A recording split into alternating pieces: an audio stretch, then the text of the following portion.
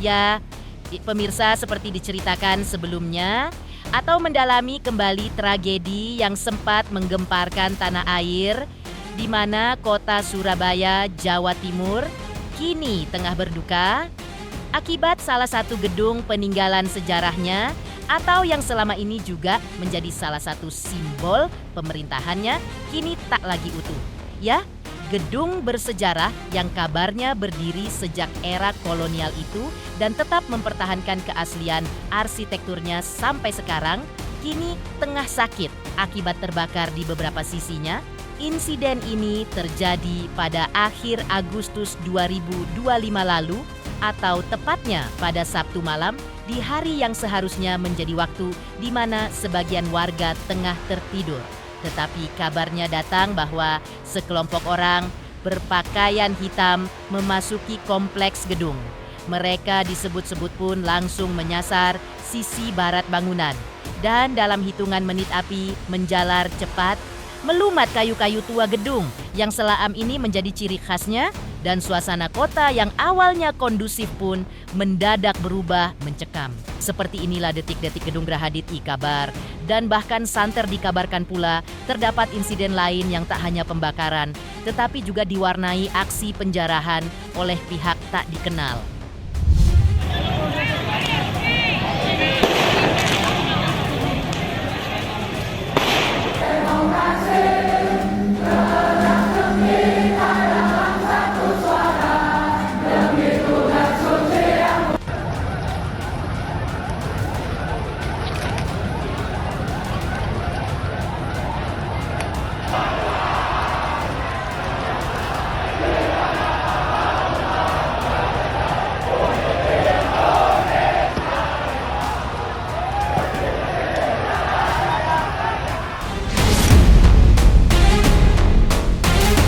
Sementara itu, seperti diceritakan sebelumnya, terdapat sejumlah massa berpakaian hitam yang membuat suasana kota yang semula kondusif mendadak berubah menjadi mencekam.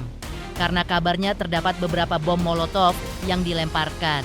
Sehingga membuat beberapa bagian gedung, khususnya di sisi barat yang hangus terbakar, seperti diantaranya ruangan Emil Elestianto Dardak, ruang protokol bagian umum, dan ruang wartawan. Lantas mengetahui hal tersebut, tak butuh waktu lama bagi Emil untuk bergerak. Dikutip dari akun media sosialnya, Emil tampaknya cukup prihatin dengan kejadian ini.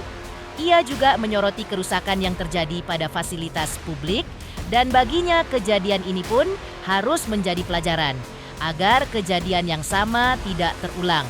Namun pertanyaannya adalah, setelah kunjungan ini, Emil Dardak menemui orang-orang yang diduga berada di balik pembakaran gedung Gerahadi.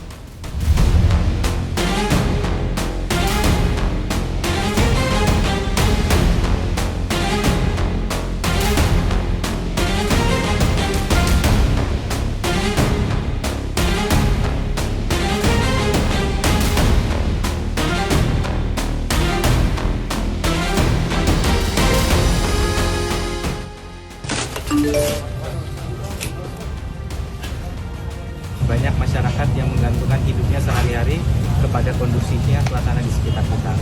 Ini menjadi fokus kita. Kami meyakini aparat-aparat yang berwenang akan melakukan tindak lanjut sesuai pada koridornya terhadap apa yang terjadi di sini. Dan kami juga tentu, saya pribadi, memperhatikan kerusakan yang justru terjadi di fasilitas yang digunakan oleh masyarakat. Apakah itu fasilitas transportasi umum, apakah bahkan museum yang ada di salah satu kota, kalau tidak salah di Kediri, ini juga dirusak dan hilang koleksinya. Kami betul-betul berharap jangan ada lagi. Dan tentu yang terutama bagi kami adalah jangan sampai masyarakat ikut merasakan dampak negatif.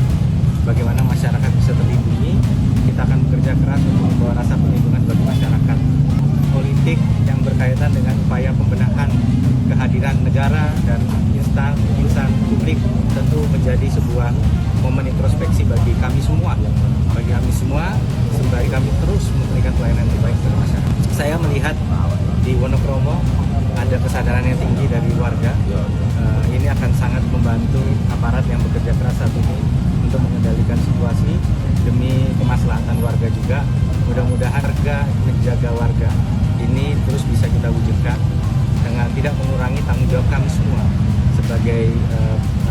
keseriusan pemerintah dan tentunya juga aparat untuk bisa menghadirkan rasa aman tersebut kepada segenap masyarakat.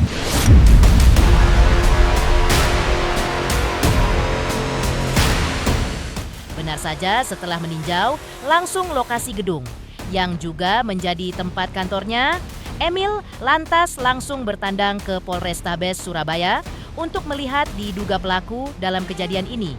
Seperti diketahui, kurang lebih sebanyak 50 orang lebih diamankan. Di momen ini reaksi mengejutkan terlihat dari Emil saat melihat kebanyakan pelaku yang adalah anak di bawah umur. Ia tak bisa menyembunyikan rasa prihatinnya, khususnya saat berbicara dengan keluarga diduga pelaku. Dengan suara berat mengungkapkan rasa sedihnya, pasalnya bagi Emil, kerusakan fasilitas bukanlah masalah utama. Yang paling penting adalah keselamatan generasi muda. Emil bahkan menceritakan kebanyakan dari mereka bahkan tak punya agenda politik dan hanya ikut-ikutan. Menurutnya anak-anak ini bisa saja dijadikan alat oleh pihak tak bertanggung jawab. Wakil Gubernur Emil Dardak pun dan lantas ia pun kembali memberi pesan yang menyentuh untuk orang tua para diduga pelaku seperti berikut ini. Ini tempat saya melayani masyarakat. Habis semua. Saya kalau masalah fasilitas atau itu nomor berapa? Tapi keselamatan adik-adik semua. Hati-hati. Kami di Polrestabes Surabaya bertemu dengan orang tua, ada 50-an. Jadi dari kejadian yang terjadi di Surabaya ini, ternyata 50 lebih ini adalah anak di bawah umur. Yang memang mereka pada saat didalami tidak punya motif politik sama sekali, hanya ikut-ikutan. Dan mereka tidak punya sebenarnya kemampuan teknis untuk merakit bom molotov dan lain sebagainya. Sehingga bahaya sekali. Anak-anak ini ada di luar dalam situasi yang bisa berhadapan dengan api, lemparan batu, dan kemudian diperalat oleh orang yang kemudian mempersenjatai mereka. Ini yang harus diwaspadai. Maka tadi orang tua telah kami ajak bicara, mereka semua tentu sedih, tetapi kami tetap memberikan semangat bahwa orang tua tidak boleh menyerah dalam membina anak-anaknya, sehingga mereka hati-hati karena anak-anak kita yang ada di jalanan bisa jadi dimanfaatkan oleh pihak-pihak yang tidak bertanggung jawab untuk melakukan hal tersebut, dikorbankan bahkan ditumbalkan. Inilah yang kami tentunya akan sesuai arahan Presiden akan lebih waspada lagi untuk menjaga kemaslahatan keselamatan dari warga di Jawa Timur. Ya, pemirsa, masih soal demonstrasi yang sempat terjadi. Seperti diketahui, kejadian ini sempat membuat beberapa rumah anggota dewan dirusak dan dijarah. Lantas seperti apa kondisi kediaman Uya Kuya dan Eko Patrio saat ini? Selamat untuk intens investigasi karena sudah mencapai 3 juta subscribers di YouTube. Sukses selalu dan all the best.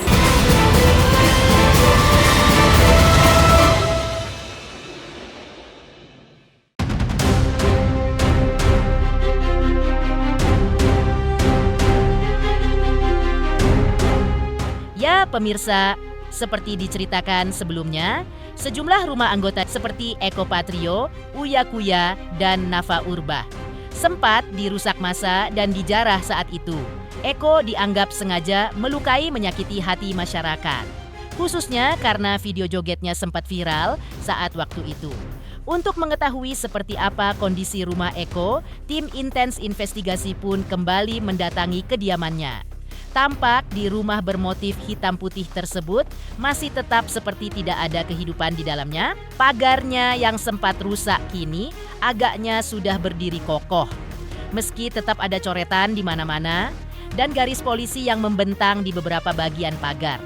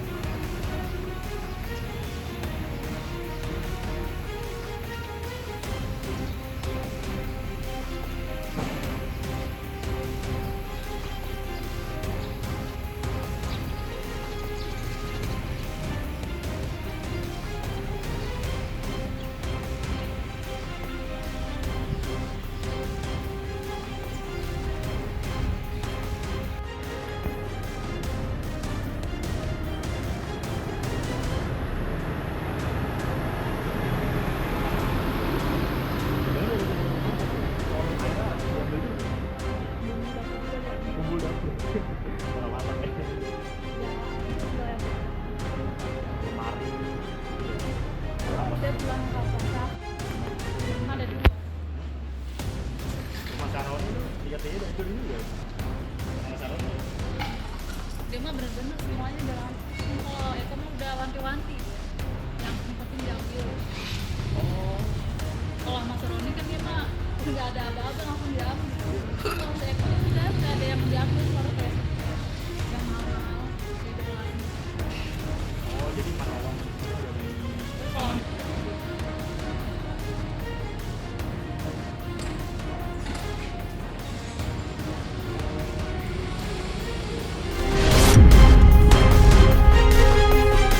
Setali 3 uang dengan kondisi rumah Eko Patrio yang masih dalam kondisi sebelumnya pasca dirusak dan dijarah.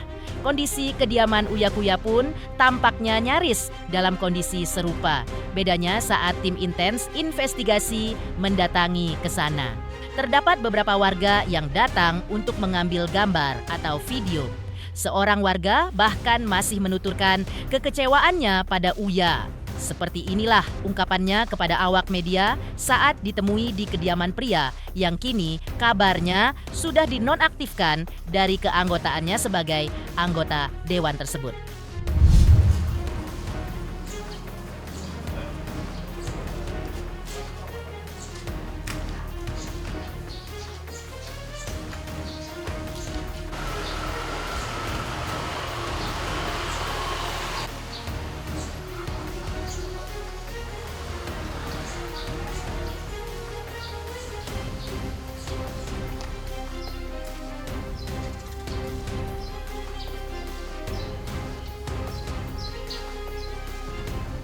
Saya penasaran aja dari pasar Klender.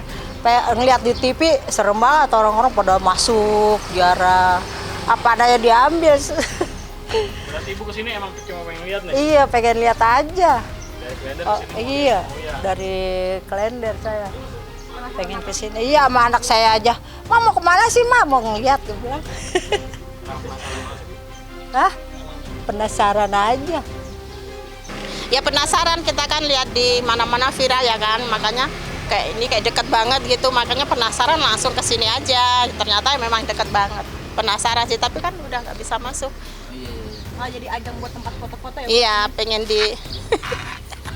pengen untuk kenang-kenangan lah ya. Berarti baru hari ini ya, Bu? Iya, kemarin-kemarin belum sempat ke sini, nggak berani. Ya, saudara-saudara, saya cuman mau tahu aja bahwa ini rumahnya Uya Kuya yang tadinya harapan kita kepada mereka, tapi sudah terlanjur menyakitkan hati rakyat dengan statement yang atau dengan gaya yang tidak manusiawi menurut saya ya.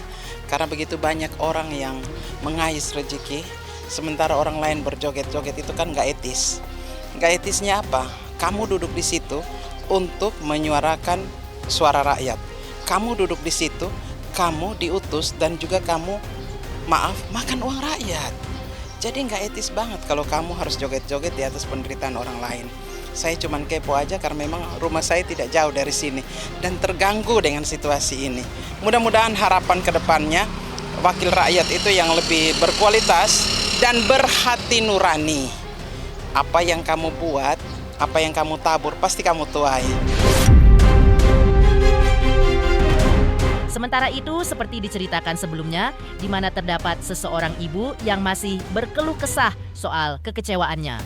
Hendro Purnomo alias Eko Patrio dan Surya Utama alias Uya Kuya keduanya kini sudah dinonaktifkan oleh partai pengusungnya sebagai anggota DPR RI.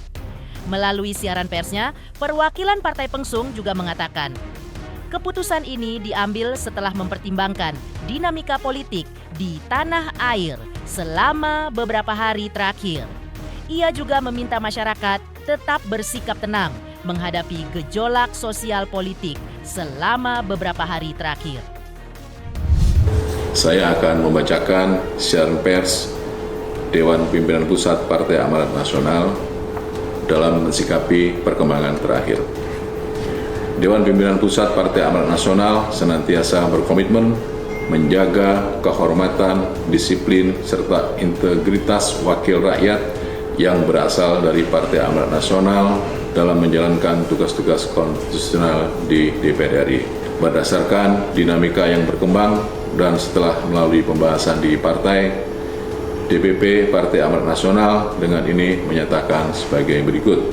4. Mencermati dinamika dan perkembangan saat ini, DPP Partai Amanat Nasional memutuskan untuk menonaktifkan saudaraku Eko Hendro Purnomo dan saudaraku Surya Utama sebagai anggota DPR RI dari fraksi Partai Amanat Nasional DPR RI terhitung sejak hari Senin 1 September 2025. 5. Partai Amanat Nasional menghimbau kepada masyarakat untuk bersikap tenang, sabar, dan mempercayakan secara penuh kepada pemerintah yang dipimpin oleh Presiden Prabowo Subianto untuk menyelesaikan persoalan ini secara tepat, cepat, dan selalu berpihak kepada rakyat, serta untuk kemajuan bangsa Indonesia ke depan. Setali 3 uang dengan Eko dan Uya, Nafa Urbah juga mengalami kejadian serupa. Bedanya rumah yang diduga dirusak adalah milik mantan suaminya, Zack Lee. Seperti apa kondisinya saat didatangi tim intens investigasi kemarin?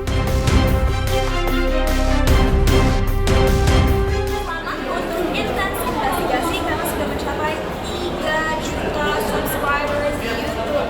Sukses selalu dan all the best.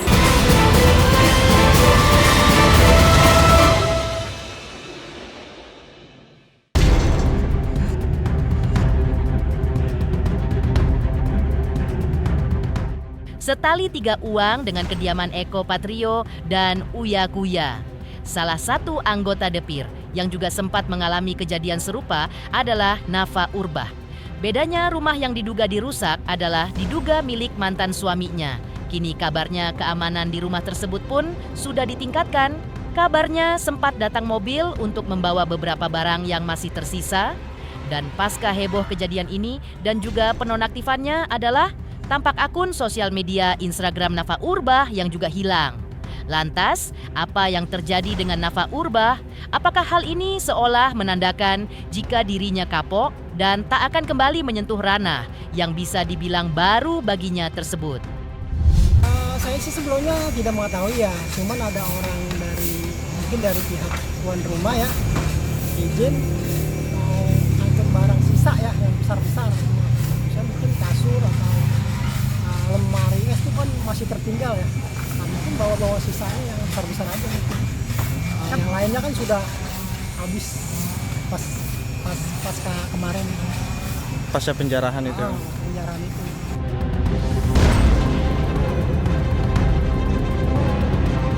Demikian pemirsa, kabar terkini, terpercaya, dan teraktual yang kami hadirkan hari ini. Pemirsa Intens Investigasi, jangan lupa saksikan terus Intens Investigasi. Dan pastikan jangan lupa untuk like, subscribe, share, dan juga komen. Terima kasih.